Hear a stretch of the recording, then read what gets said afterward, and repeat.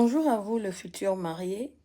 Vous qui avez l'ambition de vous marier, je viens vous réveiller, je viens vous signaler, je viens vous avertir qu'avant de vous marier, prenez conscience d'aller à l'hôpital faire des examens qui pourront vous aider pendant toute votre vie, durant toute votre vie. Donc, un homme et une femme qui veulent se marier doivent se rendre à l'hôpital, faire des examens nécessaires. Ils vont voir si vos groupes sanguins sont semblables. Ils vont voir si tout va bien dans votre sang. Et ils vont vous le dire pour que vous ne puissiez pas avoir des enfants, par exemple, SS, avoir des enfants avec des problèmes de santé. Ça va vous aider. Ne vous mariez pas juste parce qu'il y a l'amour. Ça ne suffit pas. Physiquement, oui. Tu aimes son nez, tu aimes sa bouche, tu aimes tout ce qui est en lui. Ou alors, contrairement, la femme, l'homme aime aussi ce qu'il voit sur le visage de sa femme. Il voit le forme, il aime tout ça, c'est bien. Mais pensez à aller faire des examens nécessaires pour votre vie.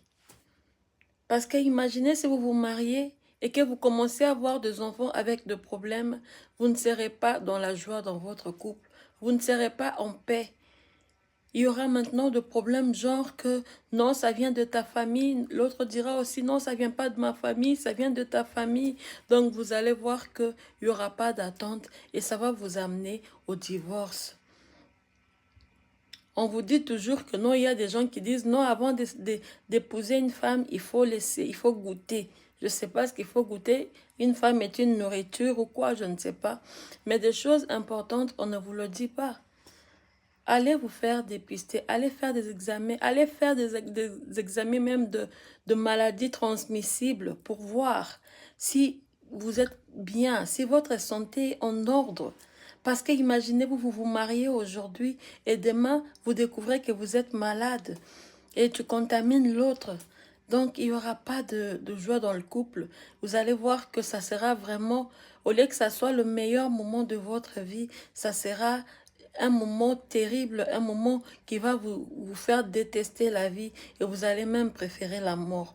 Donc, pour ne pas arriver dans tout ça, il faut commencer par vous dépister, faire des examens pour voir si tout va bien dans votre santé. Ensuite, vous allez vous engager dans le mariage et voilà, que le Seigneur vous bénisse. Je pense que vous avez suivi ces conseils et vous allez les mettre en pratique au nom de Jésus-Christ de Nazareth. Soyez bénis, bonne journée à vous. Bye.